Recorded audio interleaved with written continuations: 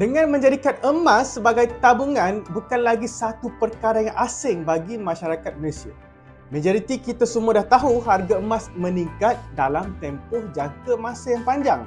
Itu satu kepastian disebabkan oleh faktor nilai wang kertas makin lama makin menyusut. Jadi selain daripada faktor kenaikan harga emas dalam tempoh jangka masa yang panjang, ini adalah 4 sebab kenapa penyimpan emas semakin lama semakin bertambah kaya. Kenapa emas membuatkan kita bertambah kaya. Jadi kalau anda nak bertambah kaya dengan emas, tonton video ini sampai habis. Yang pertama, emas sebagai pelindung kekayaan. Dari tahun ke tahun, harga barang kita sentiasa naik. Tak pernah kita dengar kan, tahun ni harga barang turun. Bukan, tak pernah kan? Ini disebabkan oleh daripada faktor inflasi. Inflasi bermaksud kuasa beli duit kita makin lama makin menyusut. Dulu kalau kita nak beli sebuku roti Gardenia, harga RM2. Sekarang ni dah cecah RM3. Roti yang sama, tapi kita kena bayar lebih dari tahun-tahun sebelumnya.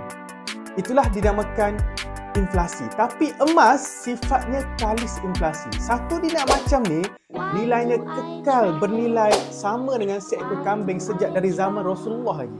Jadi, emas boleh dijadikan sebagai pelindung kita punya kekayaan. Bila kita ada emas di tangan, kekayaan kita tidak akan berkurang. Nilainya kekal sampailah bila-bila. Sebab yang kedua adalah emas merupakan aset mampu milik. Kalau kita nak beli rumah, kena ada modal minimum RM20,000 untuk dapatkan hartanah bernilai RM200,000. Namun, tak semua yang dah bekerja sekalipun, walaupun dah kerja 5 tahun sekalipun, berjaya kumpul RM20,000. Kecuali ada bonus daripada syarikat kalau tak habis kepada perkara lain. Tapi kalau dengan emas, kita boleh beli dengan bajet minimum RM100, kurang daripada RM1,000, kita dah boleh menabung secara konsisten dengan emas. Tak sama dengan hartanah. Sangat mudah menabung emas sikit-sikit untuk pergi haji dan umrah. Itulah antara kelebihan emas. Kita boleh menabung dengan bajet yang sangat minimum, mampu milik untuk semua. Emas aset yang sangat tinggi tahap movability. Boleh digerakkan ke mana-mana lokasi tanpa terjejas nilainya. Kita ada hartanah yang banyak sebagai contoh, tak boleh bawa ke negara luar. Kalau kita ada tanah yang bereka-eka, tanah tersebut kita tak boleh jual sekaki-sekaki untuk dicairkan. Dan kalau ada pembeli segera pun, proses untuk jual tanah dan rumah memakan masa berbulan-bulan. Bahkan mungkin makan tahun. Tapi emas boleh bawa sahaja ke mana-mana kedai emas, tempat gadai emas ataupun ke mana-mana sahaja syarikat emas untuk dicairkan dan dapat wang yang segera. Okey, dan yang terakhir, yang keempat, simpan emas terbukti lebih bertahan lama daripada kalau kita simpan dalam bentuk duit. Ini kerana secara fitrahnya emas diciptakan supaya kita suka nak simpan dan duit pula suka untuk dibelanjakan. Ini realiti. Cuba fikir balik, kalau RM1,000 ada dalam dompet, berapa lama boleh tahan? Mungkin kurang daripada seminggu sudah habis.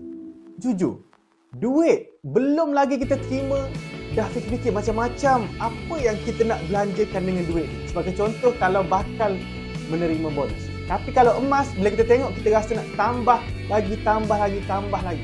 Akhir sekali kita tak sedar, tabungan kita makin lama makin banyak, makin lama makin banyak. Jadi inilah sebab kenapa penyimpan emas makin lama makin bertambah kali.